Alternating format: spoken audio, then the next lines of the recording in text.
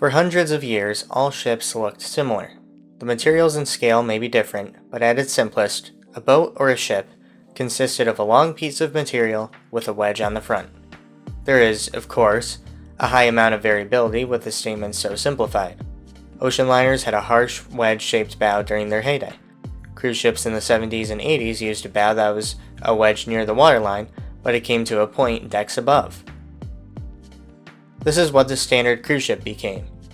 In the late 20th century, cruise ships were looking very similar. They were mostly painted white, had a pointy bow, and stowed their lifeboats on or around Deck 5. By the late 90s, major cruise lines are implementing features on their ships for brand recognition, and to stand out. Carnival Cruise Line has their signature red whale tail atop their vessels. Royal Caribbean has their Crown Lounge located between center and aft on their ships. Norwegian Cruise Line ships have blue painted smokestacks.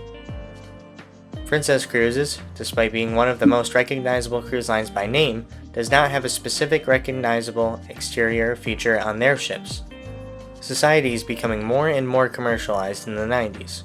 Brand recognition is of the utmost importance. If someone sees a princess ship, they need to know it's a princess ship. They have their logo on their smokestacks, but far away it wouldn't be recognizable. If they wanted to, they could come up with an idea. They can do something no ship or cruise line has ever dared to.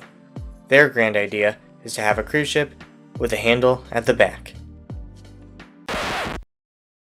Now, I've never been on a ship in that class before, and I am sure the view from inside that structure is amazing. After seeing cruise ships with this feature in person and in images, the look actually grew on me. But even to this day, the design of the early grand class of cruise ships from Princess is very controversial. Ignoring optics, this design proved to be inefficient for the first ship it was implemented on, causing the vessel to have to use more fuel at cruising speed to compensate for the weight imbalance at the rear. So, how did we get here? Let's look back at where we left off last time. This is the story of how the grand class of cruise ships came to be.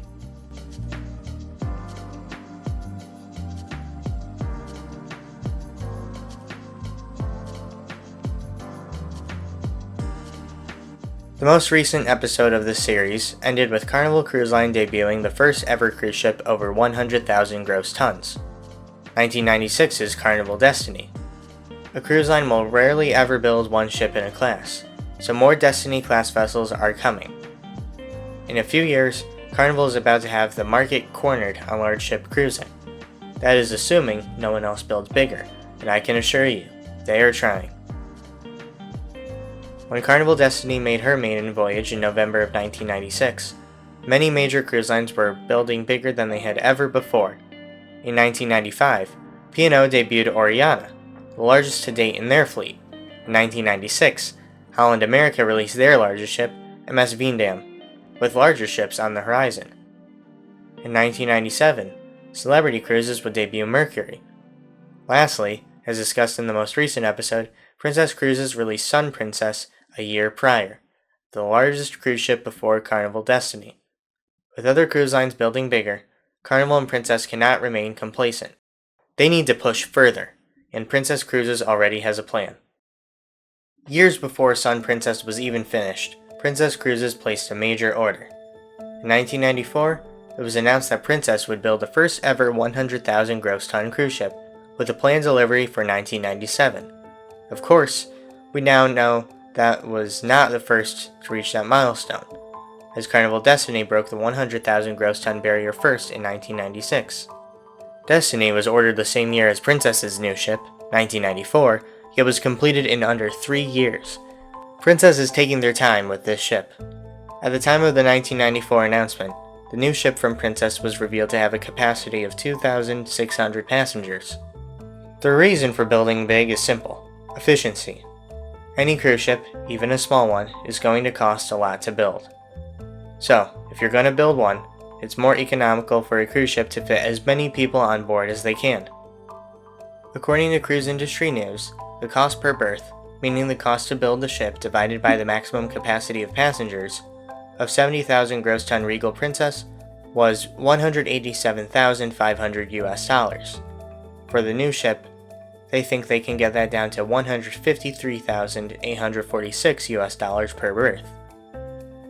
The president of Princess Cruises, Peter Ratcliffe, was quoted saying, "We see advantage in size. It is part of our strategy." It is clear, cruise lines have figured out it is most efficient to build large, in order to fit as many passengers on board as they can. Building one ship that can carry 2,600 passengers will cost less than two ships that can hold half each. She will be built by Fincantieri in their Monfalcone shipyard, the same company who is building the ship that would become Sun Princess, and the same builder Carnival Cruise Line signs with to construct the eventual Carnival Destiny. The estimated cost for the entire ship is $400 million US. Looking back to the April 15, 1994 article from Cruise Industry News, there are a few more bits of information from Ratcliffe. Compared to Regal Princess, the most recent new build for the cruise line, the upcoming 100,000 gross ton Princess cruise ship would have 40% more public space. There will be 3 dining rooms and 3 show lounges. 750 rooms will be equipped with balconies. One of the pool areas will have a retractable roof in case of bad weather. On board, Princess plans to have a virtual reality theater, which would include a computerized golf simulator. In addition, Princess plans for the ship to have a unique nightclub, situated at the back of the ship on Deck 15. The measurements of the ship are impressive. Equipped with diesel-electric engines, she will be around 100,000 gross tons, 935 feet long, and 118 feet wide. The contract also comes with an option to build a second ship in this unnamed class, that they can choose to exercise if they want. This is huge for Princess Cruises, but that is 3 years away. In 1994, they still had a ship to launch for the next year, 77,000 gross ton Sun Princess, which would become the world's largest, and her sister ship, Dawn Princess. Unfortunately for them, Princess Cruises would not be the first cruise line to operate a ship over 100,000 gross tons. Around April of 1995, Carnival Cruise Line revealed that their new ship, Carnival Destiny, would eclipse the milestone and debut in autumn 1996. Princess won't be the first to get to the milestone, but they can still make their upcoming ship special if they want. Designing a ship is hard. Not only does it have to float, but a cruise line is going to want it to look good as well. That is why, to design a cruise ship, you need an architect. They are one of the most important individuals in the process of ship creation. Once a cruise ship is built, it is highly unlikely that the exterior or interior design will change dramatically. Ironically, that's not the case with this ship, but we'll get to that later. It's expensive and inefficient to change the physical design of a cruise ship, so if you're going to make one, you need to do it right, and that is why the architect is so important. Princess Cruises chose to go with architect Giacomo Mortola. According to their website, Mortola's firm has worked on Crown, Regal, Sun, and Dawn Princess. So, 1, he's in good standing with the company, and 2, he's experienced. There is little information about the design process of the 100,000 gross ton Princess ship online, but I did come across this image posted by CMAC Travel on Facebook. I can't find the source of this image, so if anyone does, please let me know in the comments, but supposedly, this is an early model of Princess's proposed megaship. In this photo, there are 2 things that stand out. Number 1, there are 2 funnels. This throws back to ships of the ocean liner era. Today, Disney Cruise Line has at least 2 funnels on each of their ships, but that is an aesthetic choice. On most of their ships, only 1 is functional. It is not clear from this image whether or not both funnels on the new Princess ship would be functional, but it is still an interesting design. Now, the second thing in this model that stands out is something that, to my knowledge, had never been done before on a ship. There is some elevated structure on the back, held up by 2 beams on the side. What's it for? A viewing area? Extra aero efficiency? Will they even stick with these design choices? Are they even feasible? The ship will be revealed soon enough. Let's now look at another aspect of the ship's identity, her name. Today, oftentimes a ship's name is revealed after construction has begun. Carnival Destiny's name was revealed within 3 months of her keel laying ceremony. However, this ship was different. The name was announced the same year she was ordered. While I couldn't find a story as to why she received the name she did, I did find a date for the name reveal on the P&O Heritage website. Not only would this name be the identity of the new ship, it would also lend its name to the ship class. On the 4th of October, 1994, Princess's new ship would be known as Grand Princess. With a design on the table and an order placed, where would Grand Princess stack up compared to her competition? In 1996, it was reported that the upcoming Carnival Destiny will be 101,000 gross tons, which further confirms that the ship would beat the size record set by Sun Princess. However, Grand Princess was planned to measure in at 104,000 gross tons at her planned debut in 1997, meaning Princess Cruises would reclaim the title of world's largest cruise ship within a few years. The shipyard of choice, Fincantieri's Monfalcone, has proven itself ship after ship. After Carnival Destiny, they had constructed the top 2 largest cruise ships. Steel cutting begins early in the construction process. After all, you need cut pieces to assemble. The keel laying is where the real building part happens. That is when the pieces start to get assembled. For the new Princess Cruises Megaship, that occurred on July 18, 1996. While Princess will not be the first cruise line to build a ship larger than 100,000 gross tons, they have the opportunity to build bigger and better. The dimensions first revealed in March of 1994 were not entirely accurate. Grand Princess will be 951 feet long, and her gross tonnage will be 108,806, a 7.35% increase in tonnage compared to Carnival Destiny. Grand Princess is now slated for a May 14, 1998 inaugural sailing out of Southampton in the UK. The cruise is planned to visit Lisbon, Barcelona, Cannes, Florence, Naples, and Athens on the way to Istanbul. She will cross the Atlantic in autumn of 1998 for service in the Caribbean. The ship itself would be very unique. At the time of her construction, she was the most expensive cruise ship ever built at $450 million US. Adjusted for inflation, that would be over $911 million in 2026. Of the 1,300 staterooms, around 70% of them would have at least an outside view. For propulsion, she will rely on 2 propellers powered by 6 generators. Together, those generators create 93,972 horsepower to both propel and power the ship. In 1998, that would be as much as over 123 Formula One cars, and 10% more energy than what Carnival Destiny produces. Inside, there is a 3-deck atrium, a feature that was common among the megaship surge of the 80s and 90s. Grand Princess will be equipped with quite a few bars, lounges, and entertainment venues. There will be 4 swimming pools, one of them having the retractable roof in case of weather. The most iconic, albeit infamous feature of Grand Princess was the structure situated upon her aft. Named the Skywalker's Nightclub, Grand Princess would feature a lounge in the back of the vessel, the highest passenger area on the ship. The catch? Its design was extremely controversial. It would be huge and the ship's defining feature, but it stuck out. It was bulky, boxy, and from a design point of view made the second half of the ship look unbalanced. Nevertheless, there was nothing like it at sea. If you see a cruise ship out in the distance that looks like that, you know it's a princess ship. And that is very important for brand identity.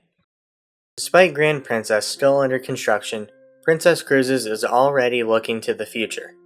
In January of 1998, Princess Cruises ordered the second and third ships in the Grand class at $425 million each. They are both intended for service in the Caribbean, with one planned to home port out of Fort Lauderdale and the other out of San Juan. They are planned for delivery in early and late 2001. According to a report from Cruise Industry News, Grand Princess is still planned to sail in Europe over the Northern Hemisphere summer months and sail in the Caribbean during the winter for the next few years. Anticipation is building for the maiden voyage of Grand Princess, but the day will have to wait. She needs one more week for finishing touches, as said by a Princess Cruises spokeswoman. According to Cruising Journal, there was an issue with her propeller shaft bearings discovered during sea trials. According to Travel Weekly, passengers booked on the canceled inaugural were given a full refund and a 25% discount towards a future cruise. Unfortunately for those guests, Grand Princess is sold out for her summer season, meaning they will not be able to cruise aboard her within the next few months. Her new maiden voyage will be May 26, 1998, out of Turkey. Eventually, that time comes, and she embarks on her inaugural sailing. At 108,806 gross tons, Grand Princess becomes the largest passenger vessel to ever sail, breaking the record set by Carnival Destiny 548 days before. On September 29th of that same year, she had her official naming ceremony in New York City. Princess is on top of the cruise world. Ship number 2 and 3 in the class debut in 2001 and 2002, named Golden Princess and Star Princess respectively. In the coming years, Princess orders 2 new ships in the class that would have the Nightclub directly behind the funnel instead of suspended aftward. Side note, these 2 ships had their names swapped with each other due to a fire that occurred during construction on what became Sapphire Princess, originally named Diamond Princess. Grand Class number 6 ship, Caribbean Princess, reverted back to the aft Nightclub and also included an extra deck compared to her sisters. In 2006, 2007, and 2008, a trio of Grand Class ships were introduced. Crown Princess, Emerald Princess, and Ruby Princess all have 2 more decks than Grand Princess. In 2008 and 2010, Princess affiliate brand P&O Cruises debuted their own Grand Class ships, Ventura and Azura. In total, 11 Grand Class cruise ships were built. I couldn't find any class with more ships in it, possibly making it the largest cruise ship class ever. Right now, in 2026, there are 11 ships completed or planned in Carnival Corporation's Excellence class, which will be split between 4 cruise lines, with rumors of more ships on the way. But until then, Grand Class reigns. All of the Grand Class ships still remain in service, though Golden Princess and Star Princess were transferred to P&O Australia and then to Carnival. They are now known as Carnival Adventure and Carnival Encounter. Grand Princess began service in 1998 and continued past 2010, but it wasn't without issue. The weight of the Nightclub was so much, the ship sailed with the bow slightly elevated. Unofficial reports say this hindered the fuel efficiency of Grand Princess by 3 to 5%. Other ships in the class that had the Nightclub didn't have this issue because they were made with lighter materials. A post on Cruise Critic claims the Nightclub on Grand Princess was made of steel, while the other ships had theirs made of aluminum. In 2011, the suspended Skywalker's Nightclub was removed from Grand Princess, improving her fuel economy. Whether you think the handlebar appearance on some Grand Class cruise ships looked good or not, there is no denying it was fantastic brand recognition. If you saw a ship like that, you knew it was Princess. While researching for this video, I did start to appreciate the look. Grand Princess's time at the top step of the size podium may be short-lived. At the end of the 90s, Royal Caribbean has plans to build even larger with their new Project Eagle. Thank you all for watching. The videos in the series so far have been my favorite to make. In the next episode, we will look at one of the most influential modern classes of cruise ships, the Voyager class. This is Embarkation Day, and I wish you smooth sailing.